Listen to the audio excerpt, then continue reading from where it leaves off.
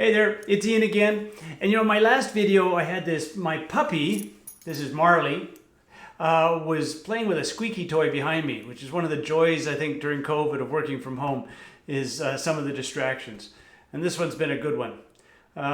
So I wanted, a bunch of people asked me to introduce them to our puppy.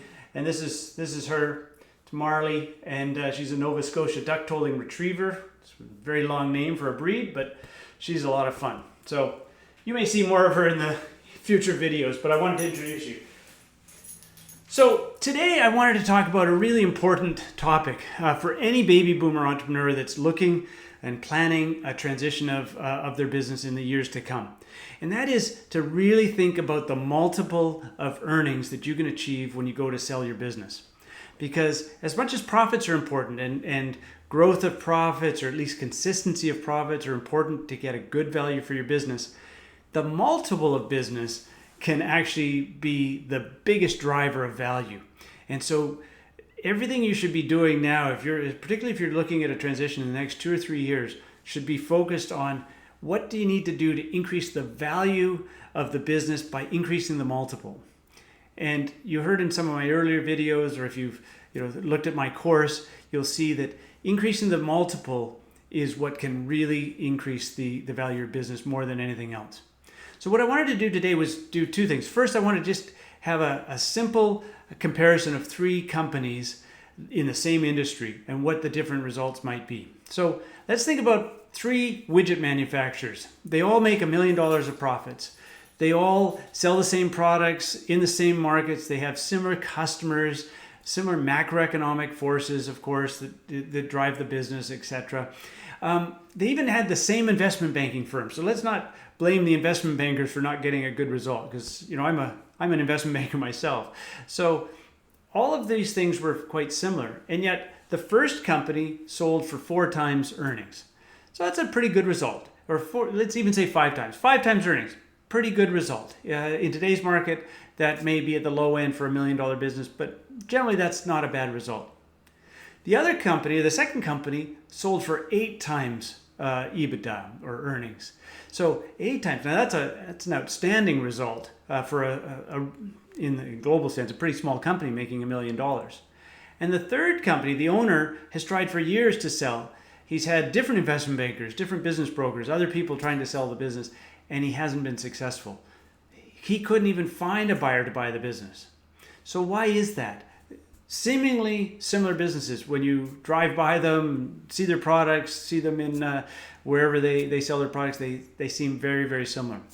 And the reason is that they're not prepared the same way for a transition.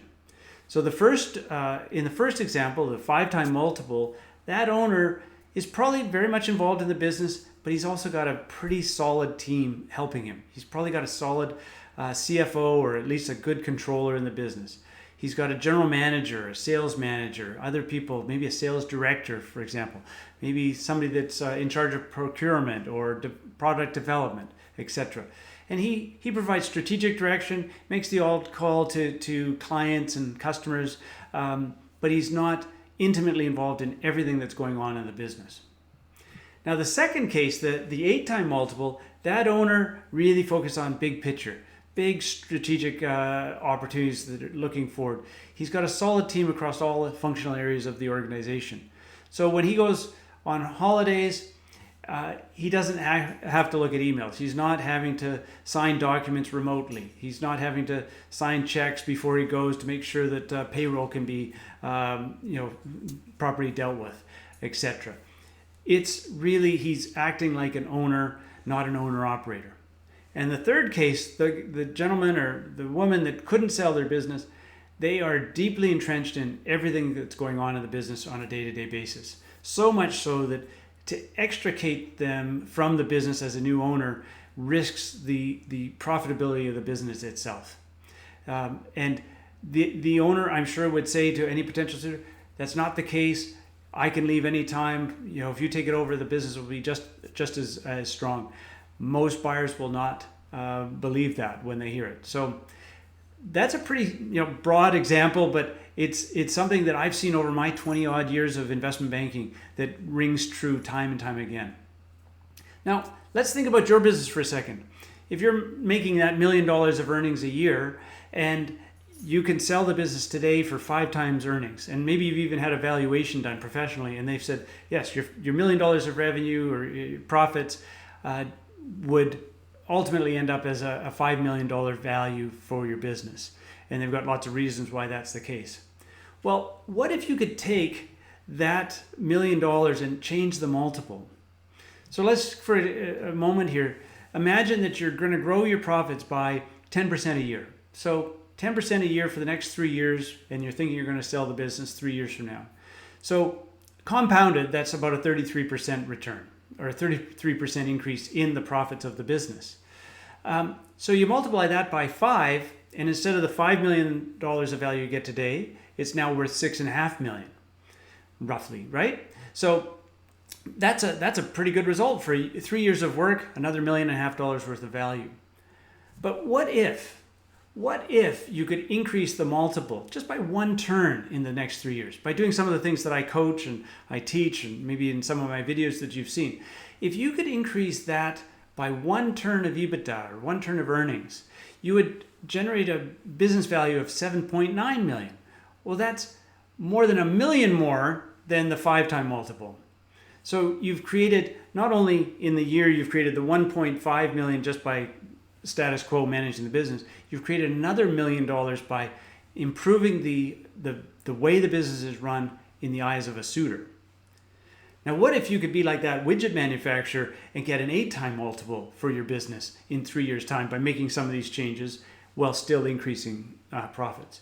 Do you know that would increase the value of your business by $4 million on top of the already increase of $1.5 million by increasing the profits?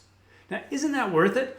Like, to me, if I'm a business owner, I'm a baby boomer, I'm looking at my transition in the next 3 to 4 or 5 years, if I could increase the multiple from whatever it is today, maybe it's not a 5, maybe it's a 3, maybe it's a 6, but if I could increase that multiple by 1 or 2 or 3 turns, I would think that would be worth it.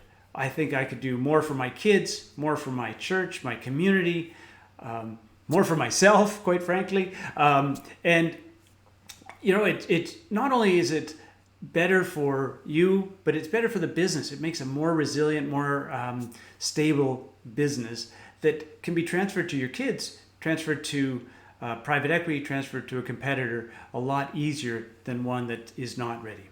So I'll be talking a lot about this in future videos. It's certainly something that's a core part of the course that I've launched. And so I hope you look at that as well. But in the meantime, you know, I love all the comments. Please leave some comments below. But even more importantly, I'd love it if you'd share this video with your network of friends, of business owners, and maybe even, you know, advisors and professionals that advise private businesses, because I think this message is so important to the entrepreneurial community, that there is value there that you can generate for yourselves rather than leaving it to the next owner of the business to make the kind of changes that you could make today, and then for them to profit from that in the future. Why not take advantage of the few years that you have before your transition and make these changes and reap the benefits yourself? So thank you very much for watching. I love putting these little videos together, and I love seeing your comments and the shares that you're making online. So have a great day.